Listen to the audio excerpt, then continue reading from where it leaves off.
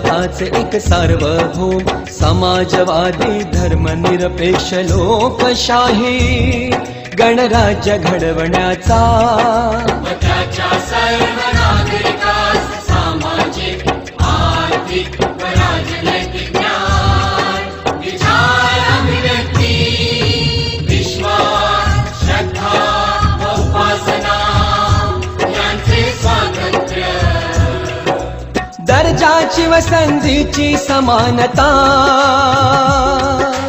निश्चितपणे प्राप्त करून देण्याचा आणि त्या सर्वांमध्ये व्यक्तीची प्रतिष्ठा व राष्ट्राची एकता आणि एकात्मता यांचे आश्वासन देणारी बंधुता प्रवर्धित करण्याचा संकल्पपूर्वक निर्धार करून